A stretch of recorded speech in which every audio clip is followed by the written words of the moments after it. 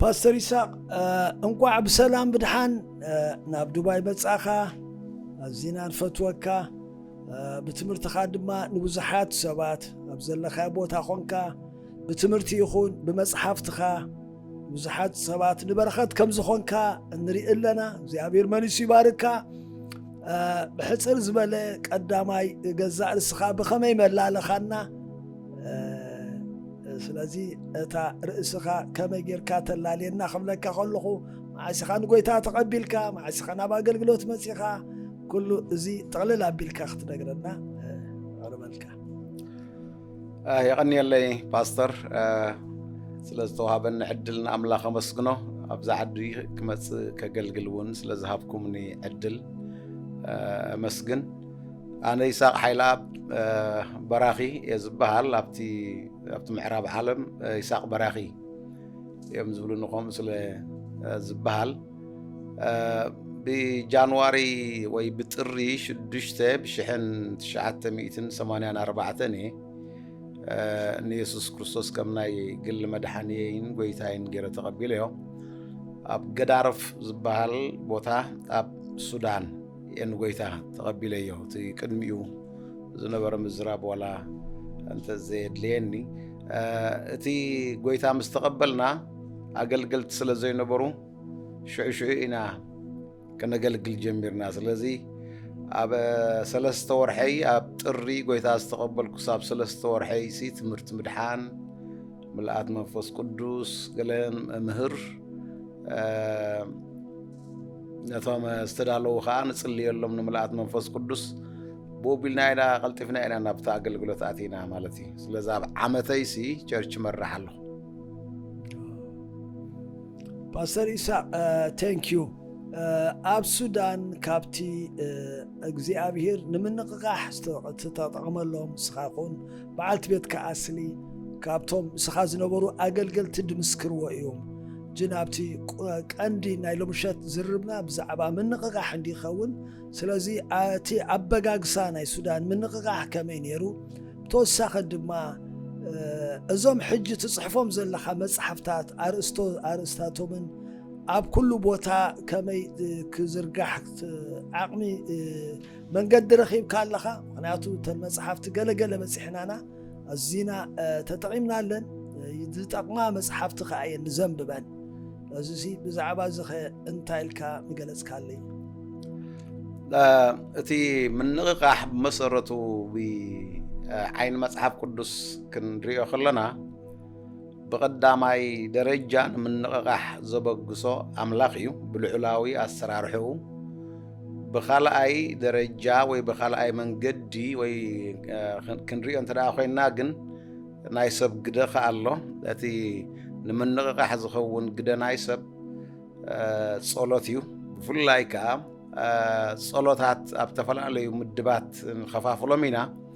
اتناي مملاد صلوت ويكا intercessory prayers زبال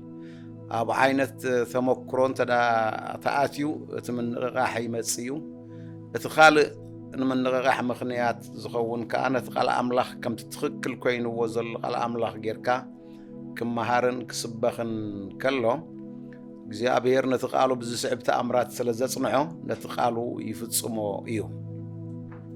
بزعب ناي سودان بزمصغن خمتا زبلكايا እግዚአብሔር ብሉዕላዊ አሰራርሑ ዝገብሮ የከምቲ ዝበልኩ ካዩ ኣብ ሱዳን ጥራሕ ኣይኮነን ኣብ ጅቡቲ ኣብ ሶማሊ ኣብ ኬንያ ኣብ ሱዳን ግዜ ደርግ ስለዝነበረ ሰባት ሃዲሞም كابونا وجئنا وجئ وتهدر أجديدهم وصدوهم سلزنبرو بكل فحيلهم كخدو خلوا نتهزب እግዚአብሔር ስለዝደንገጸሉ በመገዱ ነትህዝብ ዝተራኸበሉ ቦታታት እዩ ስለዚ ብዛዕባ ናይ ሱዳን ብፍላይ ግን ተዳኣ ኮይኑ እግዚአብሔር ክበጽሐና ምስደለየ ኣብ ሱዑድያ ኣብ ጅዳ ዝነበሩ ክልተ ስድራ ቤት ሰብአይን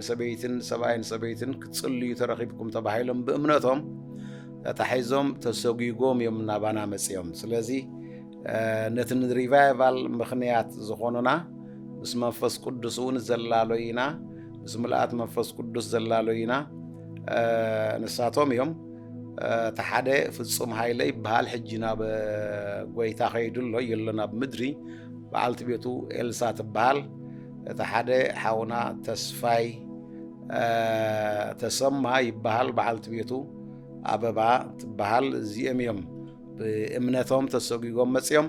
ኣብ ካርቱም ወንጌል ዝሰበኹ ምዝርጋሕ ወንጌል ንሕሙማት ምጽላይ ምልአት መንፈስ ቅዱስ ምጽላይ ዝበሃል ዘተኣታተውዎ ንሳቶም እዮም ዋላ እኳ ካብ ኤርትራ ዝኸዱ ካብ አዲስ አበባ እውን ዝመፁ እንተነበሩ ብዙሕ መስከርትን ሕሙማትን ምልአት መንፈስ ቅዱስን ንኣጋንንቲ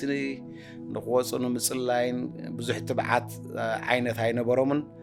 እቶም ካብ ስዑድያ ዝመፁ ምስ መፁ ግና ሳቶም እዮም እቶም ምኽንያት ናይቲ ምንቕቓሕ ዝኾኑና ስለዚ ከምቲ ዝበልክዎ ኣምላኽ ብልዑላዊ ኣሰራርሕኡ ከምኡ ክገብር ስለ ዝደለየ ካብ ስዑድያ ተሰጊጎም ክመፁ ገይሩዎም እቲ ቃሉ ምስ ነገሩ ከዓ እቲ ቃል ካባታቶም ሓሊፉ ናብቶም ካልኦት እውን ኣብቲ ጸሎት ናይቶም ስራሕቲ መንፈስ ቅዱስ እውን ብምኽንያቶም ኢና ዝተለማመድናዮን እተላለናዮን بزعبا زن مصحفت خدي بصحخ دلخ بزعبا مصحفتي بيت تمرتي اندي زلنا انا كلت عامت بيت تمرت لنا عسرا تمرتات انا نمهر ابتي انا كلت عامت شدشت خباتاتهم مصحفتي كاب مصحف قدس مصحفنا وصلنا بتنتناوي عينت منقدي انا نمهر سلسته خبلي كيدان سلسته خاب حدش كيدان حاده تاريخ بيت كريستيانيو اتم كالوت زترفو عصرتو سلسته جن اتم سرع سنة ملكوت إلنا نبلوم ويكا system of theology إلنا نبلو إنا نمهر سلازي زم مصحفت زياتهم أبو بكال بيت تمرتون ممهارك خونو موكسي وممهار مصحف وينا أقلقلتي موكس زخونو مسرتاو مهرو ويكا دوكترينال زخونو مهورات زحزيهم كسع عسرا مصحف نخنا حتميتي كم مدب وصي زلو سلسته كسع حجي حتيمنا لنا بزعبا محبر هي وأملاخ زبل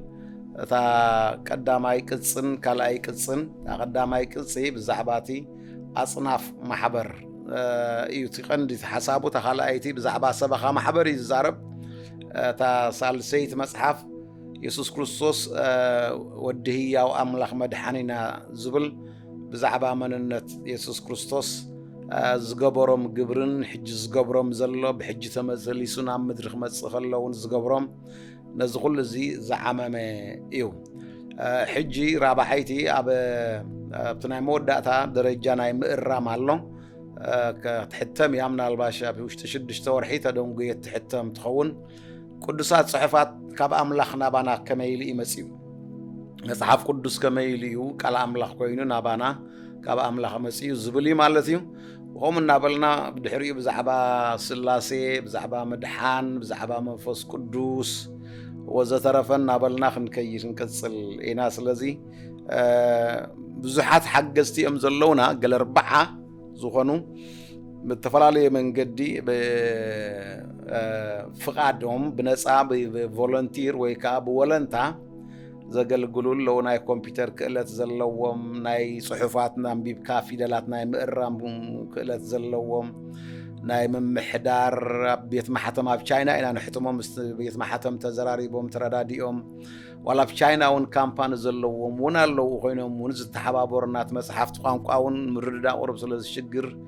اب مزرغاح لذي نزياتهم كلاتهم تدا اكيبنا يم نابر كباب 4 بيلوم يخونيهم لذي بزحات حقاقزتي اللونا بهم ناغبرنا انا نحيز لنا እግዚአብሔር ነቲ ዘውፃና ይሕንጻጽ ወዲና እዘን 10 መጽሐፍ ከነብጽሕን ኻና እግዚአብሔር ንትስፎ እግዚአብሔር ባረኽ አቢ ዓወትዩ ብተወሳኺ ናብታ ሎምሸት ክንዛረበላ ደልየ ዘለኹ ምንቕቓሕ እጂ ከም ቤተክርስትያን ኣብዚ ግዜ ነታ ናይ ኤርትራ ቤተክርስትያን ማለት ሃጉራዊ ቤተክርስትያን ዲያስፖራ ደላ ይኹን ኣብ ውሽጢ ዓዲ ዘላ ይኹን ምንቕቓሕ ድዩ ዝግዜ እዚ ምንቕቓሕ ኣዝና ንጽልለና ነብዝሓት ሰባት ሕቶ እዩ እግዚኣብሔር ድማ ብተስፋታቱ ናይ ምንቕቓሕ ግዜ ከም ዝመጽእ ብዙሕ ሳዕ ሰሚዕና ኣለና ኣብ መንጎ ምንቕቓሕን መንፈሳዊ ተሓድሶን ዘሎ ፍልልይ ክትነግረኒ ድሓር ድማ ምስዓት ላጋግባ ቢልካ ክትገልጻ ደልየ ዘለኹም ሕጂ ንዓና ከም ሃገር መንፈሳዊ ምንቕቓሕ የድልየና ድዩ ወይስ መንፈሳዊ ተሓድሶ ኣብ መንጎ ዞም ክልቲኣቶም ፍልልይ ምስ ገለጽካ ድሓራይ ከም ሃገር ንዓና ሕጂ ኸ እንታይ ኣድልየና እቲ ሕጂ ንጽበዮ ዘለና ምንቕቓሕሲ ቅድሚኡ ክኸውን ዘለዎ መንፈሳዊ ተሓድሶ ድዩ ወይስ እቲ ምንቕቓሕ ምስ መጸ ናብቲ መንፈሳዊ ተሓድሶ ክንመጽእ ኣለና እዚ እታ ብቐዳመይቲ ተንፍልልየን ክትገልጸን ብጣዕሚ ጽቡቕ ኣብ ሰለስተ መመደብክዎን ኣነ እንተዳ ኣፍቂድካለይ እታ ምንቕቓሕ ኢልና ንሕና ብትግርኛ እንብላ ዘለና ሕጂ ኣብ መጽሓፍ ቅዱስ ዘሎ ሓሳብ ኣይኮነን ካብቲ ሪቫይቫል ዝብል ቃል ናይ እንግሊሽ ዝወሰድናዮ እዩ እቲ ሪቫይቫል ማለት ከዓ ሪቫይቭ ካብ ናይ ቃል ናይ ላቲኒ ከም ብሓድሽ ህያው ምግባር ወይ ከም ብሓድሽ ህይወት ምስኳዕ ዝብል ሓሳብ እዩ ዘለዎ ኣብ ብሉይ ኪዳን ዘይትርጉም ዝሓዚሉ ንረኽቦ ኢና ብተደጋጋሚ እቲ ሪቫይቫል ወይ ከዓ እቲ ምንቕቓሕ ብክልተ ወይ ብሰለስተ መንገዲ እዩ ዝኸውን መሰረቱ ከም ብሓድሽ ህይወት ምስኳዕ ዝብል ክኸውን ከሎ ወይ ከዓ ከም ብሓድሽ ህያው ምግባር ማለት ክኸውን ከሎ ቅድም ህይወት ተቐቢሉ ዝጸንሐ እሞ ብዝኾነ ይኹን ምኽንያት እቲ ህይወቱን ደኺሙ ደቂሱ ዳርጋ ከምዘየሉ ዓይነት ኮይኑ ዝነበረ ተመሊሱ ከምቲ ቅድም ዝነበሮ ዓይነት ከምኡ ንኽምለስ ዝግበር ምብጻሕ ናይ ኢየሱስ ክርስቶስ ወይ ከዓ ምብጻሕ ኣምላኽ ዝገልጽ ሓሳብ እዩ ዘለዎ ነዚ ክርእየና ዝኽእል ኣብ ኤፌሶን ምዕራፍ 5 ኣሎና ቁፅሪ 14 ስለዚ ከዓ እታ ደቂስካ ዘለኻ ንቓሕ እሞ ካብ ምዉታት ተንስእ ክርስቶስ ከዓ ከብረሃልካ እዩ ይብለና ስለዚ ደቂስካ ዘለኻ ኢሉ ኣሎ ቀደም ህያው ዝነበረ ዝደቀሰ ድሓር ከዓ ንቓሕ ይብላ ኣሎ ካብቲ ድቃሱ ክበራበር ካብ ምዉታት ተንስእ ይብላ ኣሎ ካብ ሞት ተንስእ ኣይበሎን ካብ ምዉታት ተንስእ ህያው ከሎስ ኣብ ማእከል ምዉታት ከም ምዉት ደቂሱ ምስኣቶም ተመሳሲሉ ይነብር ከም ዝነበረ እዩ ዝነግረና ክርስቶስ ከዓ ከብረሃልካ እዩ ክብለና ከሎ እታ ምንቕቓሕ ገጽ ኢየሱስ ክርስቶስ ናብ ልብና ብምብራህ እያ ትጅምር ስእቲ ናይ መጀመርታ ምብጻሕ ክርስቶስ ኢየሱስ ኣብቲ ህይወትና ከም ብሓድሽ ክበጽሓና ወይ ከም ብሓድሽ ክድህስሰና ወይ ከም ብሓድሽ ክትንክፈና ከሎ እዩ እቲ ምንቕቓሕ ዝጅምር እዚ ብግሊ ደረጃ እዩ ማለት እዩ ህይወቱ ደኺሙ ኣብ ሓጢኣት ኣብ ውድቀት ኣብ ምድንዛዝ ኣብ ምድቃስ ዝጸንሐ ንኽበራበር እቲ ህይወቱ እሞ ከምቲ ቅድሚ ምድቃሱ ዝነበሮ ዓይነት ዋዕን ምንቅስቓስን ንጥፈታትን ንዕኡ ንኽገብር ዓይነት ናብቲ ናይ ቀደም ዝነበሮ ደረጃ ህይወት ምምላስ ዝብል ሓሳብ እዩ ዘለዎ ስለዚ ብግሊ ኢየሱስ ክርስቶስ ክራኸበካ ከሎ ወይ ከዓ ጎፍ ኢልካ ምስኡ ክትራኸብ ከለኻ እቲ ቀዳማይ ደረጅኡ ማለት እዩ ካልኣይ እቲ ምንቕቓሕ ኢልና እንብሎ ብዛዕባ ውህበት ኣትሒ ዝምልከት ክኸውን ይኽእል እዩ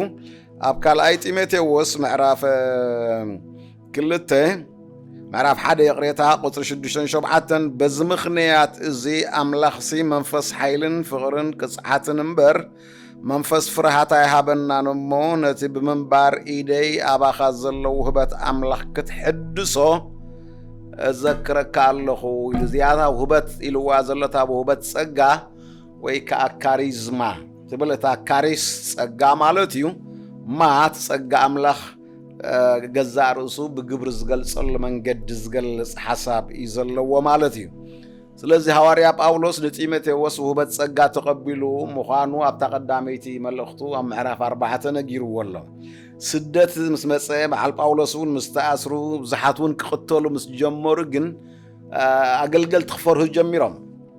እቲ ፍርሃት ከዓ ናብ ምድንዛዝ ነቲ ውህበትካ ከይትጥቀመሉ ዓይነት ዝገብር ዝድህል ክትጃጁ ዝገብር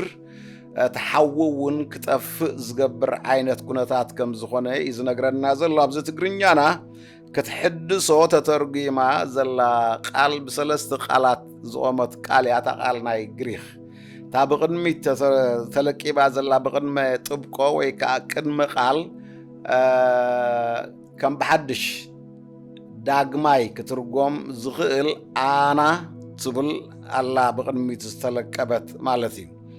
اتا اماكل زلا اتا قال كا بور تبل كتكون كلا حوي مالتيو اتا بشنخ مودة اتا زلا زاو تبل كتكون كلا هياو مقبار وي هياو مخان سلازي اتوهبت صقات ريفايفال مالسي اتوهبت قدم بمسرتو او زندد قال زبل وي كازقاصل عينت تحستو خمزلو وي زنغرنا زلو بقل مخنيات ازي دنززي خيد كله زي سرحنا خونا دارقا زي اللون خونا خيد كله شعوت ريفايفال كمتصخل خم بحدش كمزي حام خشي تخدين صنح حوي مدحر كتشرفو خلخا عينت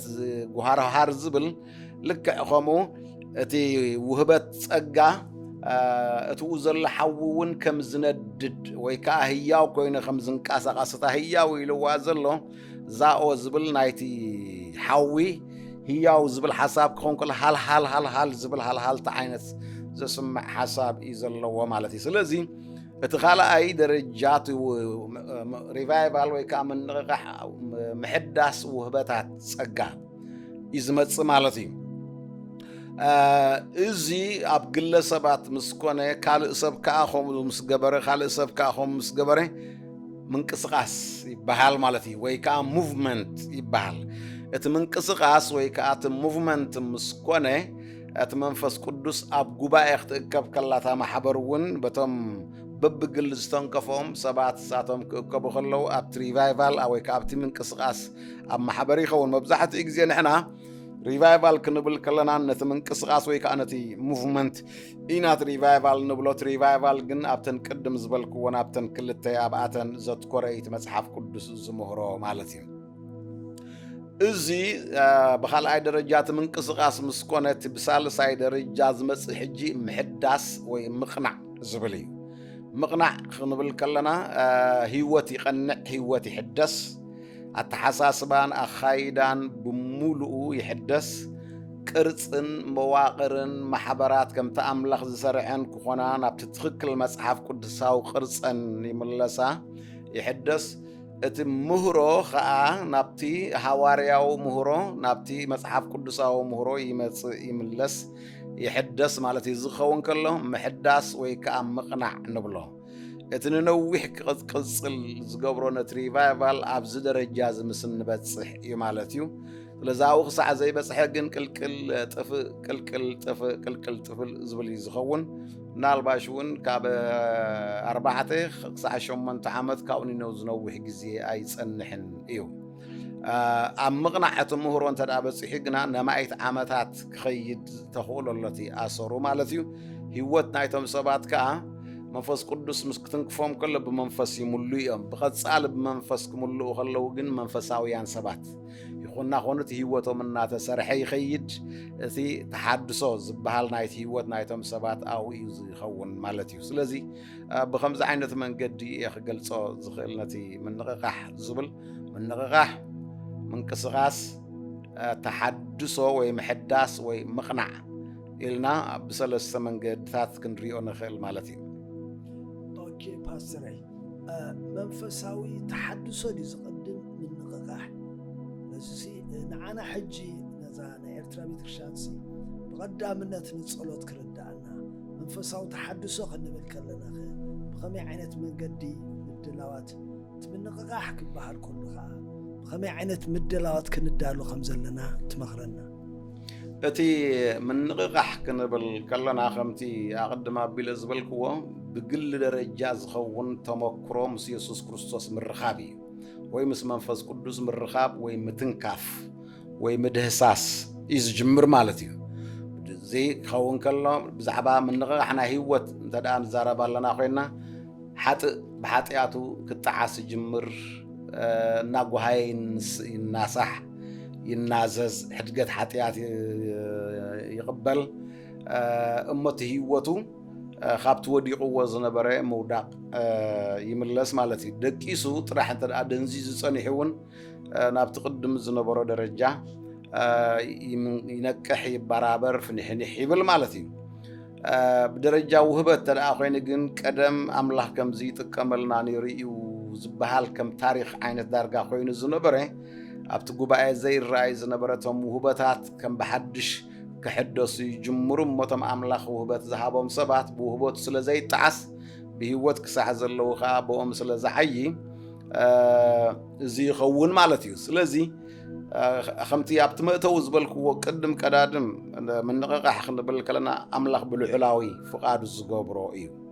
ንኣምላኽ ኢዱ ጠዊና ንሕና ከም ንገብሮ ጌርና ክንሓስብ ትኽክል ኣይኸውንን እዩ ብኻልእ ኣዘራርባ ብናይ እንግሊሽ ክዛረብ ተደኣ ፈቒድካለይ እቲ ኢሚድየት ኮዝ ናይ ሪቫይቫል እግዚኣብሔር ኣምላኽ በዓሉ እዩ እቲ ኢንተርሚድየት ናይቲ ሪቫይቫል ወይ ከዓ ብኻልኣይ ደረጃ ወይ ካልኣይ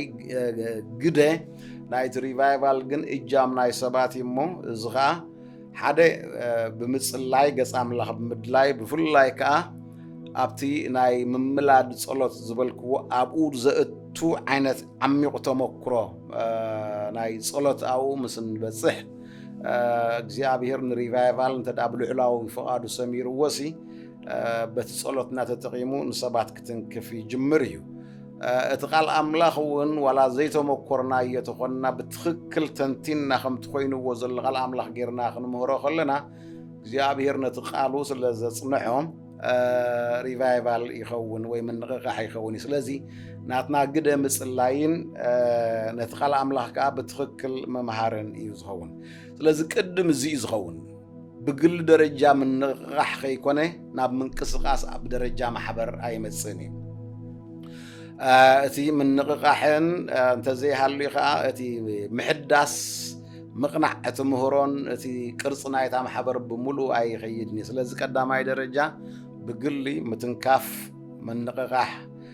ከም ብሓድሽ ህያው ምግባር ይጅምር ናይ ከምኡ ዝመሰሉ 2 3 4 ሰባት ብሓንሳእ ክእከቡ ከለዉ ምንቅስቓስ ናይቲ መንፈስ ኣምላኽ ኣብቲ ማእከሎም ይቕጽል ማለት እዩ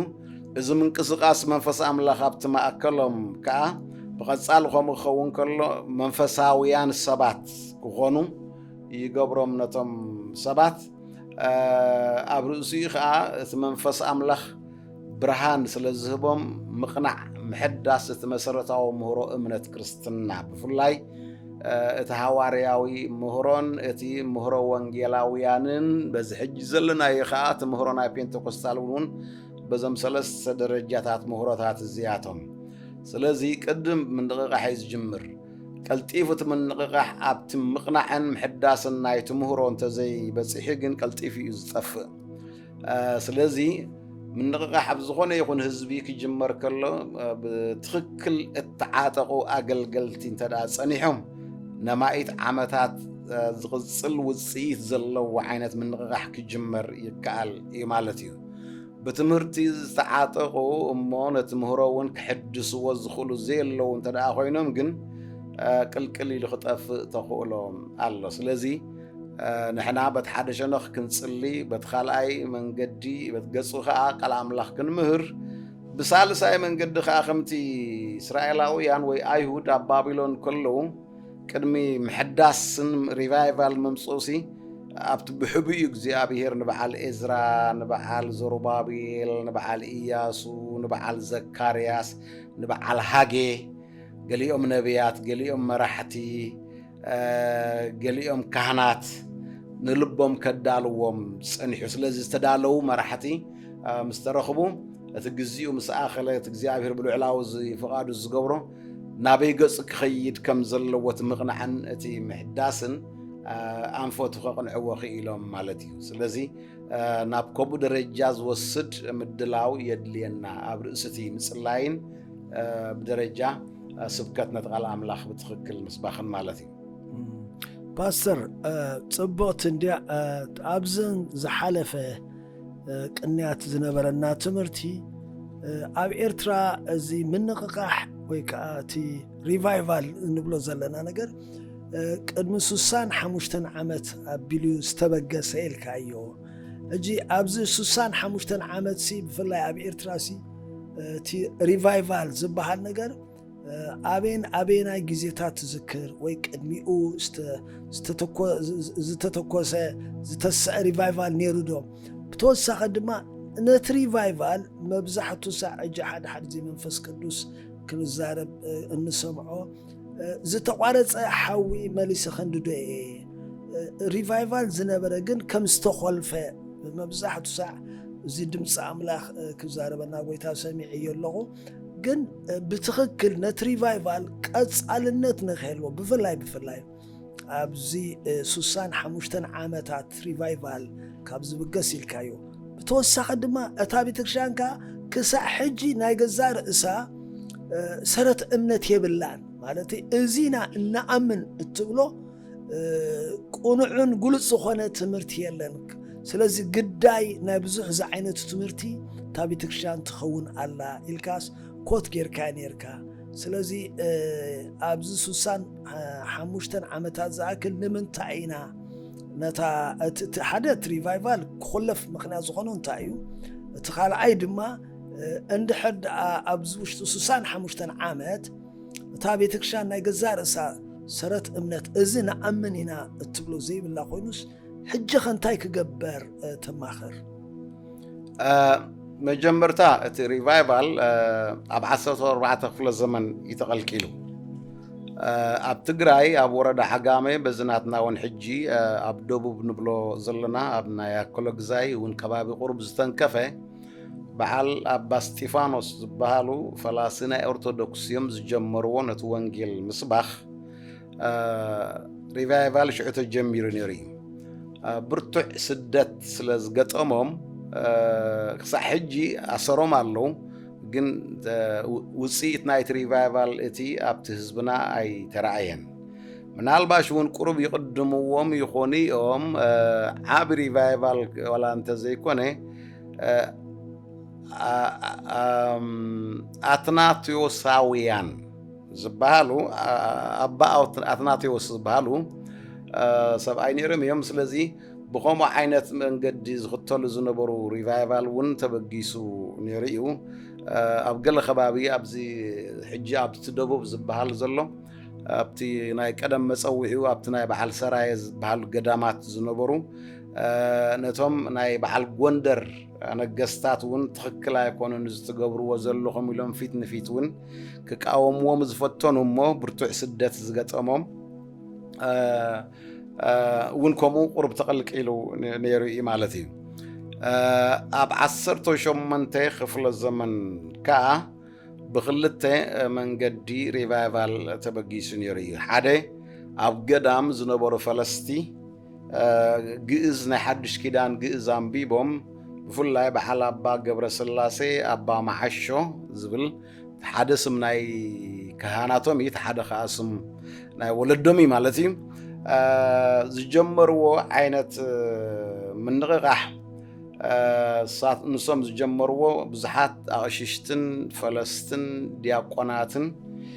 ነቲ ወንጌል ዝተቐበልሉ ብኡ እውን ክሳዕ ሕጂ ተኣሰሩ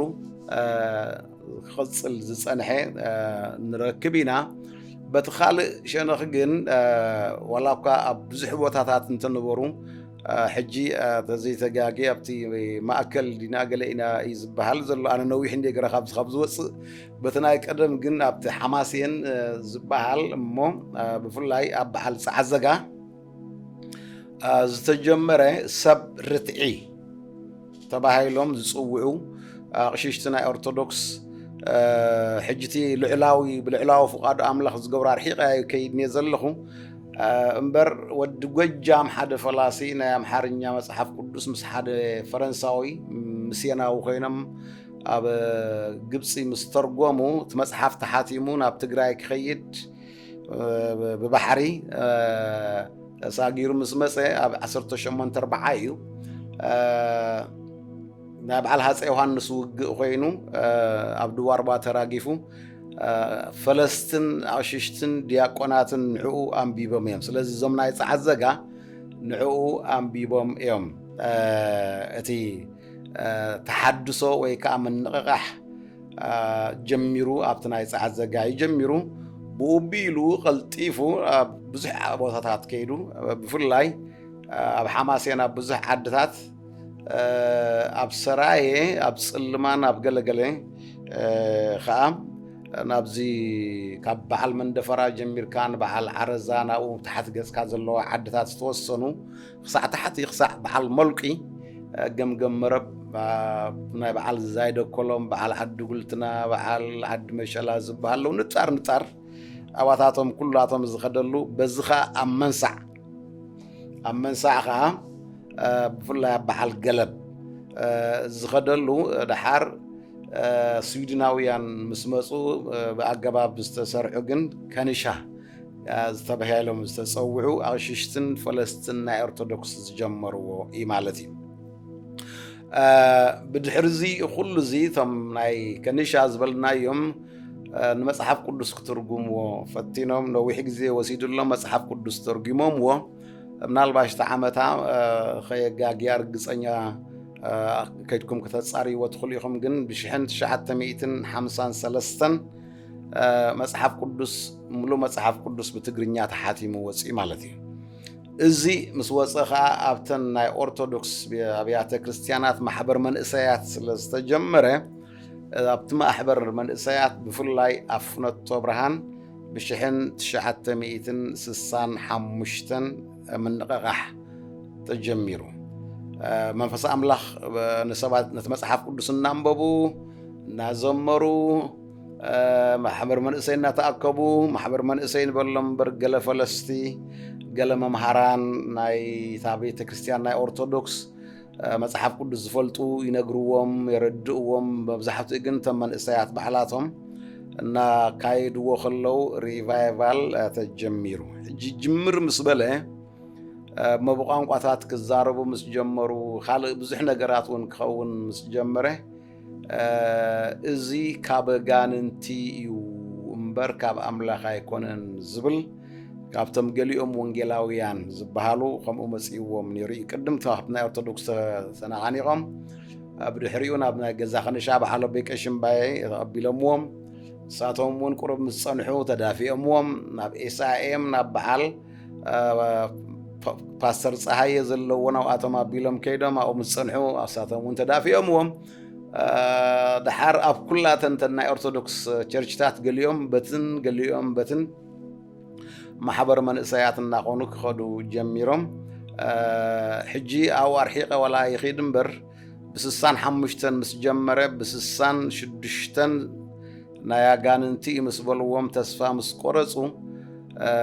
ሓንቲ ሰበይቲ ካብ ኣሜሪካ ካብ ቨርጂንያ ኣምላኽ ልኢኹኒ ኢላ መፅያ እያ ብቋንቋታት እናፀለዩ ከለው ኣስመራ ዝብል ቃል ምስ መፆም መስመራ በእዩ ምስ ተባሃለ ኣብ ማፕ ምስ ረኣይዎን ሓደ ሰብኣይ ኣውለው ደቀ ይፋሕፋሕ ዝበሉ ከይድካ ብፀሓዮም ዝብል መልእኽቲ ተዋሂብዎ እቲ ሰብኣይ በቲ ኩነታት ሽዑ ውግእን ገድልን ገለን ዝጅምረሉ ዝነበረ ግዜ ስለ ዝኾነ ክመፅእ ኣይፈተዎን እታ መልእኽቲ ዘምፅአት ሰበይቲ ንዓላኸኒ ኢላቶ ንዓ ከዓ ልኢኽዋ ኣምላኽ ካብ ዲሲ ናብ ኢየሩሳሌም ብነፋሪት መፅያ ካብ ኢየሩሳሌም ናብ ካይሮ መኪና ኸይዳ ካብ ካይሮ ናብ ካርቱም ብሎሪ ዝበሃላ መኪና ካብ ካርቱም ናብ ከሰላ ካብ ከሰላ ናብ ተሰነይ ካብ ተሰነይ ናብ ኣስመራ ኣብ እንዳበሓበሽ ዝበሃል ሆቴል ኣብኡ ኸይዳ ረኺባቶም ተንፈሓፋሓኢሎም ዝነበሩ ሪቫይቫል ኮይኑ ብ1967 ስለዚ ተዳፊኑ ፀኒሕስ መሊሱ ከዓ ተበራቢሩ ማለት እዩ ብኡ ኢሎም ቀፂሎም ድሕሪ ዝተወሰነ ግዜ ከዓ ስደት እውን ትምዕፃው ናይ ደርጊ ዳርጋ ኣዳኺምዎ ፀኒሑ ከም ብሓድሽ ኣብ 80ታት ከዓ ኣብ ህዝብና ዝነበረሉ ኩሉ ቦታታት ኣብ ኬንያ ይትበል ኣባና ኣብ ሱዳን 84 ዝኾነሉ ኣብ ስዑድያ أبزلوا تهزبنا بملو እግዚአብሔር نتهزبنا كراخبو زجمرلو ጊዜ እዩ أبو أنا سلزركب كله ريفايفال كمسخلو تنبيت حاسوت مسنيرو رأيات حاسوت مسوت حويسو حجي دنجرجر سلزبلنا خنقنعون كنمرحون سلزي كالنا تدافينو تافيو دحر 10 عامت كاب 9 3 9 4 9 5 لك كومو أبانا أب سودان ون أب سمرا بإرترا ون أب كلهم ثمن قحمسيو بدحريون بزح زقت صلي أي مسلن سلازي ناتكات عزب تنتايو تدا إلكاني بمهرون ببسلتن نتمنفسن كيتفاخا نتجيجان النقرمكا كمرح زغل مريحنة سلازي نبره أب سلستي جزي 5 طفاين عايز رداني مالتي سلازي بخمس عينة من قديو تريفايفال أتليس أبزناتنا زمن إحنا بعلى أنا توليدنا خلنا بسصان حمشتن از جمرة ساعة 7 كل التن أبيلو ريفايفال كايرز نبرة بعلى عقباز قصيهم ساعة بعلى كابيتول كل تشحن قلنا سبز قبلو كابت خبابنا يسمرا حمومات بكاريزا بحارات تسيرهم زمصلو بسسان حمشتن سسان شدشتن سسان شبعتن كساعة 7 كل التن زلهم زنبرة الجزيان يرود حرقن تداخيمو مليسوخا أب 8 تبارابيرو تب 8 تبارابرون تداخيمو أب 9 تبارابيرو أو 9 تبارابرون تداخيمو حجين أب 9 تدا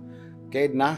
أب حدا بيت كريستيان 7 زاخلو 7 قويتا قبلو خلو اتا بيت كريستيان نحاتهم مهيرو تمرت مدحان صبو غير زردؤمن ود مزمور ون غير خعبيهم زخل عينت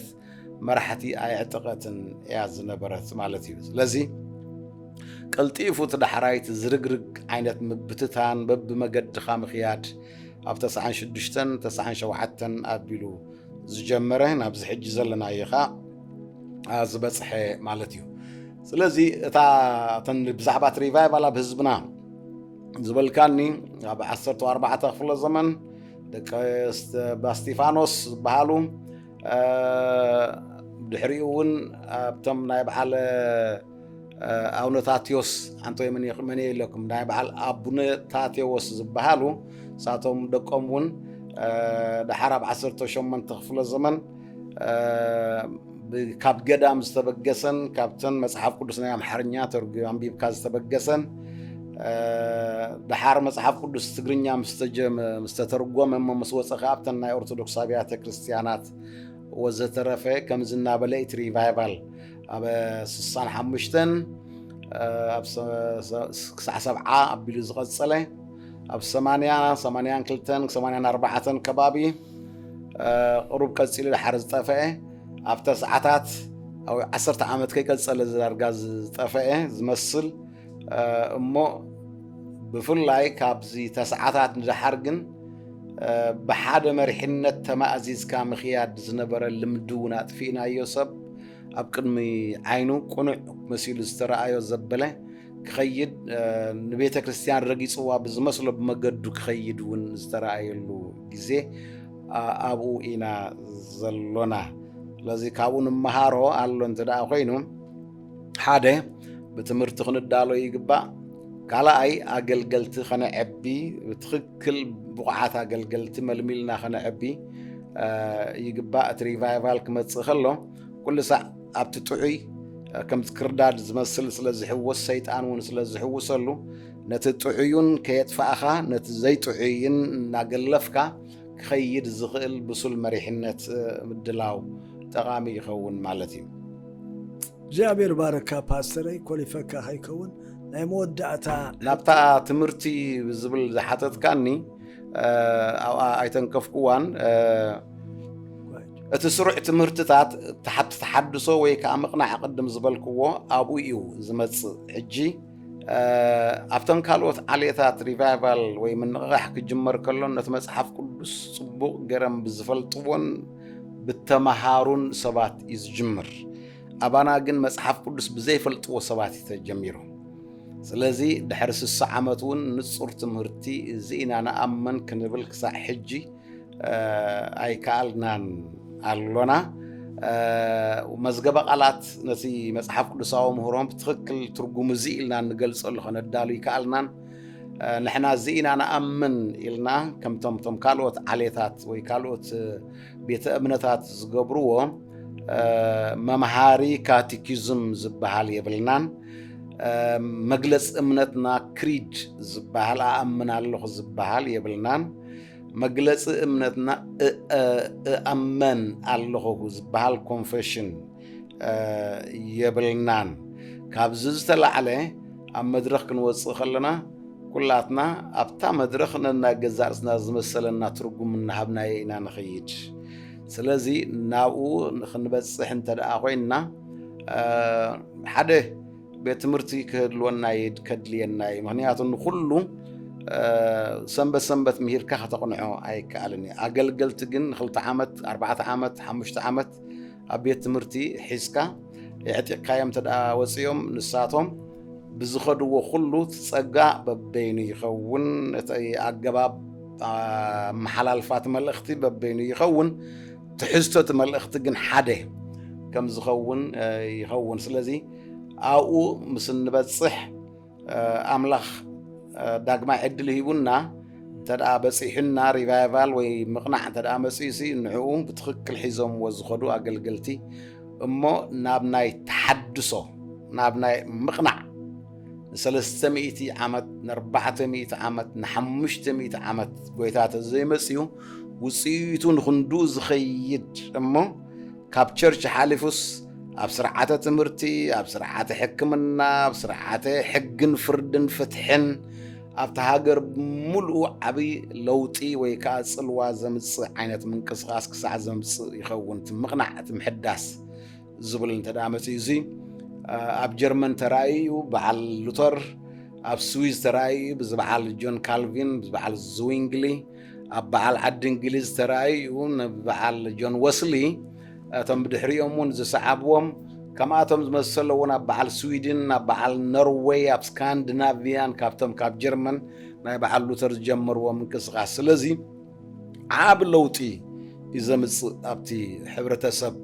እቲ ተሓድሶ ኣብቲ ምቕናዕ ክበፅሕ ከለኻ ማለት እዩ ብትምህርቲ ናይ ስነ መለኮት እውን ካብኡ ሓሊፉ ግን ኣብቲ ካልእ ፅፍሕታት 3 ስርዓታት እኒ ኣምላኽ ተኺሉ 3 ኢንስቲቱሽን ቃል ኪዳን መውስቦ መንግስቲ ህዝቢ ወይ ህዝባዊ መንግስቲ ማሕበር ህያው ኣምላኽ ስለዚ ኣብቲ ምቕናዕ ተደኣ በፂሑ ኣብዚኦም 3 እዚኣቶም ይትፅልኡ ዝረኣይ ማለት እዩ ስለዚ ኣገልገልቲ ምድላው የሓትት ኢናኡ ንክንበፅሕ ስለዚ እታ እዚኣ ዘተሓሳሰበትኒ ንሕና ኣብዚ ሪቫይቫል ካብ ዝተበገሰ ካብ 65 ኣትሒዝካ ክሳብ ሕጂ እታ ናይ ኤርትራ ቤተክርስትያን እዚ ኣኣምን እየ እትብሎ ሰረት እምነት ብፍላይ እቲ ናይ መንፈስ ቅዱስ ኣማኒ ብትኻልእ ቤተ እምነታት ክህሉ ይኽእል ይኸውን ብፍላይ ኣብቲ ናይ መንፈስ ቅዱስ ኣመንቲ ፔንቴኮስታል ዝበሃል ስለዚ ክሳብ ሕጂ ምድንጓዩ ሕጂ ግን ብኸመይ ዓይነት መንገዲ ናብኡ ክንከይድ ትመኽረና ምስኣ ድማ ኣተሓዛቢልካ ግዜ ክወስደልካ ይደልን እየ መጨረሻ ድማ እዚ ሪቫይቫል ኣብ ኣፍ ደገ ከም ዘለና እግዚኣብሔር ንምድርና ዝበፅሓን እቲ ንነዊሕ ግዜ ዝተጸበናዮ ተስፋታት ኣብ ፍጻሜ ክመፅእ ኣብ ኣፍ ደገ ኣለና ዝብል እምነት ኣለና ስለዚ ጽባሕ ንጎ እቱ ምስ በልናሲ ኣብ ውሽጢ ዓዲ እቱ ምስ በልናሲ ቀጥታ ናብ ሪቫይቫል ክንኣቱ ምስቲ ጽባሕ ንጎ ኣብ ሃገር ምስኣተና ከመይ ኢልና ኢና ክንከይድ ዝብደገ ዘሎ ኩሉ ውሽጢ ዓዲ ምስኣቱ ምስታ ውሽጢ ዓዲ ዘሎ ስለዚ ንኹላትና ዝጠምር ሓደ ሓሳብ ወይ ከዓ ሓደ ጠማሪ ክኺደና ዝኽእል ሕብረት እንተዘየለሲ ጽባሕ ንብዙሕ እዚ ዓይነቱ ትምህርቲ ንሓደጋ ተጋለፅና ዶ ኣይንኸውንን ስለዚ ጽባሕ ንግሆ ሎሚ እናተዛረብና ከለና ጽባሕ ምብፃሕኒ ዓድና ኮይኑ ከይተዳለና ከይንተርፍ ብዛዕባ እዚኣ እውን ምስ ኣልግብ ኣቢልካ مخرج حساب كتب اتي ريفايفال انتدا قصالي كون كوينو نابت تمرتي نصرت نايت تمرتي صح حج يبلنا ندينا نبل زلنا تحسابي منتي ردو كون ناي أرثوذكس بيت كريستيان كابتن ناي جزية بعال أثناتيوس نصر زي تمرتنا تبعيلو زمس أصل زلهم في اللايت دوغما نصري ناي كاثوليك بيت كريستيان توم ناي كاثوليك مسيونياويان كمصو خلو ناي رومان كاثوليك تمرتي زي لهم حيزمهم سلازبلوهم تتمرتم نصر إيو ناي كنشا توم سوديناويان قدم مسيم مستاي سلازبلوهم حجزوي من اسي ولدو كما يحقيب ولن يلن ولا بزحفلط انت زي هلوني تتمرتم نصر إيو ناي ادفنتيست تتمرتم نصر إيو ناي بريسبايتريان محرت يسوس تتمرتم نصر إيو ناي SIM ولا قام ميشن زي بيت امنتاوي عينت ميشن يو مسيوني ولا انتبله تتمرتم كالفيناوي ويكا كالفين النت سلازخونه تمرتم نصر إيو ناي فيز ميشن ويكا امنت مسيون ناي ارمن يعقوب ارمن تمرتي ارمناويان ويكا ارمنيانستيس ارمناوي عينت مهرو سلازخونه تمرتم نصر إيو ስለዚህ ንጽራ ይኮነን ክንብል ከለና ካብዚኦም ወፃኢ ዘሎ ካብ ኦርቶዶክስ ካብ ካቶሊክ ካብ ከንሻ ካብ ፌዝ ሚሽን ካብ ቀላ ህይወት ካብ ዝተፈላለዩ በብ መንገዱ እግዚአብሔርና ተንከፎም ሕጂ ግን ኣብ ሓደ ወይ ኣብ ዝተፈላለያ ሰበኻ ማሕበራት ተጠርኒፎም ዘለው እሞ ካብቶም ዘለዎም ካቶም ዝበዝሕውን ዳርጋ ብቁፅሪ እዮም ማለት እዩ ስለዚህ እነዚህ ከመይና ክንገብር ክበሃል ከለ ቅድም ቀዳድም ከም ተቀድም ዝበልኩ አገልግልት ምዕጣቂ እጂ ኣብ 16 ክፍለ ዘመን 4 ጨንፈር ይጨንፊሩ እቶም ምቕናዕ ናይ ኤውሮፓ ሓደ እቶም አናባፕቲስት ዝበሃሉ ካብ ስዊዝ ዝጀመሩ እዮም ካልኣይ እቶም ሪፎርምድ ዝበሃሉ ካብ ስዊዝ ሳይዝኸዱ እዮም ሳልሳይ እቶም ዌስትሚንስተር ኮንፌሽን ዝበሃሉ ካብ ሆላንድን ካብ ስኮትላንድ በሓንሳ ብጥምረት ዝኸድዎ እዩ ራብዓይ እቲ ናይ ሉትራኒ ስለዚህ አቶም ብዙሕ ዘመሳሰል ዋላ እንተሃለዎም ናእሽቱ ዝፈላለ ነገራት ካልዎም ንሕና ካብዚኦም በዚና ንፍለ ኢሎም ዝብሉሉ ናይ ገዛ ርእሶም ኣምና ኣለኹ ዝበሃል ወይ ኮንፌሽን ዝበሃል ኣለዎም እቶም ናይ ስኮትላንድን ናይ ሆላንድን تقصر تزيت جاجي وين حمشت وين شدشت سبعة حلافنت مسحبوهم سي حمشت خصع شدشت عمت يصحف يوسيد لهم ملوك زيهم هيبهم نتا confession تبهال ويكا امن الله تبل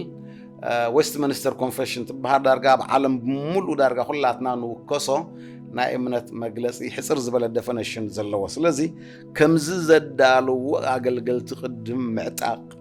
يدل مالتي لذا حدا سب ديوم كلتا سب ديوم سلسة سب ديوم ببسلت نتمسحف كل الزمهور وترى اليومنا نظام كم زي أتم مسألة سرح كسر حزل لوم تتكاي ولده مهيرهم كعتقوم أما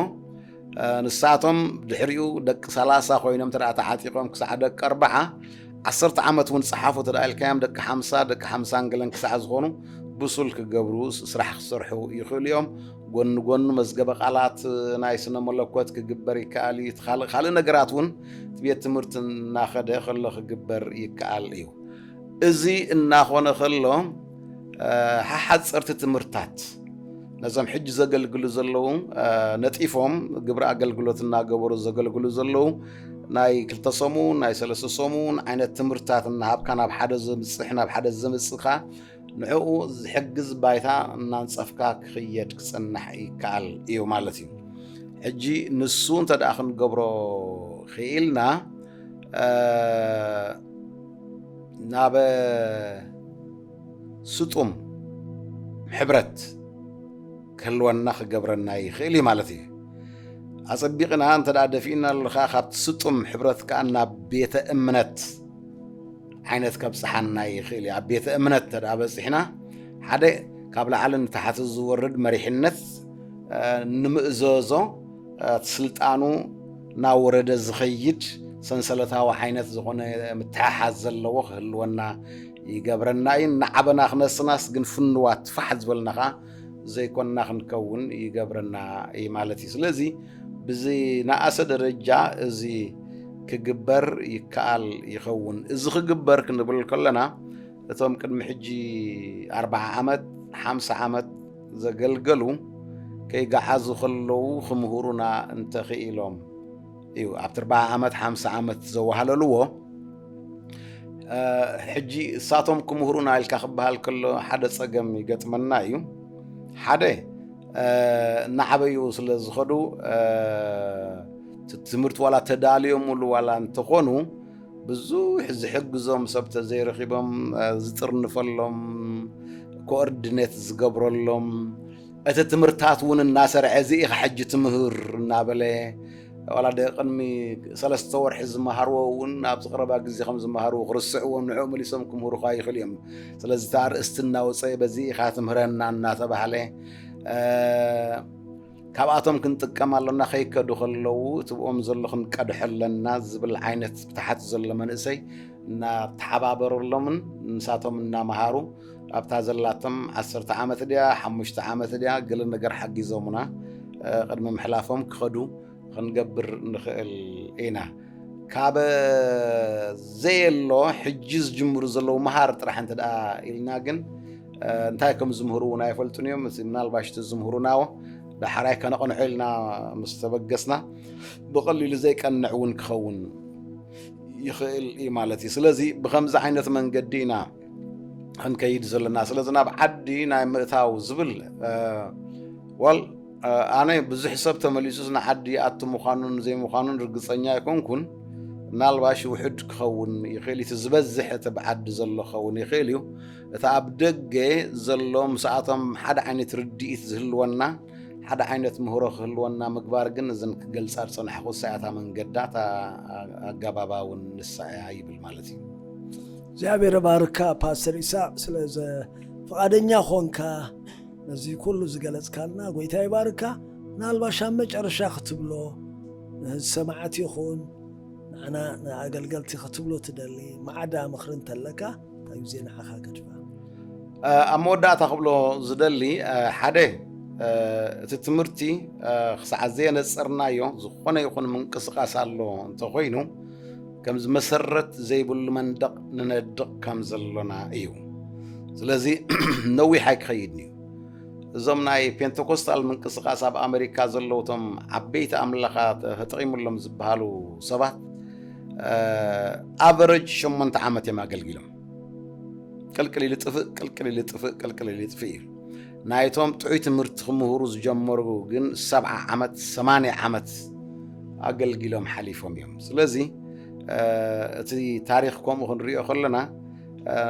عينا إن نوح كخيدا نازخل مرآيو أزياد لاي يخون نتي من إسي عينة ولدو زلو في الله كبربعة نتحتي زلو كوفيلو انت تمهاري تم بسرعة مرت سلازي صنحنا تم نوح عامتات صنعو كي كدو خلو تتقمل لهم حدا credibility نبلو تتأمان النت سل زهانة صوة كزاربو خلو خسمعو يخلو يوم جن كل ترنيف كان التحبابير كان كوردينيت جيركا خصاع زلو بالتفلالي من قدي بمصحف تديو بسمينارات ديو بميديا ديو بمزررة بانل ديسكاشن ديو بانترفيو ديو بقلديو سي أتي خطقاملو زلوا من خطقاملو فحتر تركولو حنسا مسكدجن تمليسو معي مثلا محجي نفلطو مالو تمرت سلاسي زمهارو صحافو زبلو اموداتا نابغويتا زخدت مصحف صحافو ون كيتحاتم متاي كم زاتو زي فلت الله سلازي بقرب يلوم يتزلو نخطقام انتاي بركم زغبو لبامات انت خونو نحر حدهم زي السمام انت مسيل زرعيم كوينو نتم حبيت جن كلاتهم كسمعوا مثل خلو كلو خطقام لهم ادفانتج كوسد لهم يقبا يبل ተኣኽለኒያ ፓስተር ኢሳቅ እግዚአብሔር ኣብዚ ሕባርካ እስኻን በዓልቲ ቤትካን ኣስሊ ሓብትና ደቂ ኣንስትዮ እግዚአብሔር ዝሃባ ጸጋ ኣገልግላ ንስኻ እውን ካብቲ ተመኩሮኻን ካብቲ ነዊሕ ግዜ ዘጽንዓኻዮ ትምህርትኻ ኣካፊልካና ብሓቂ ተረቢሕና እግዚአብሔር መሊሱ ይባርካ ቤትካን ኣገልግሎትካን እግዚአብሔር ይስፍሕልና بسم كل بيت كريستيان እግዚአብሔር እባርካ ብለካ ፓስተር ስለዚህ ተዋሃበና ዕድል መስግን ናብዚ መጽና ንኸነገልግል ማዕጾ ስለዚህ ኸፈትኩምልና በኸፉት ልብኹም ወን ስለተቀበልኩምና ስለዚህ ተዋሃበን ዕድል ስለዚህ ተዋሃበና ነመስግን እግዚአብሔር ይባርክኩም ይቀንየልና አሜን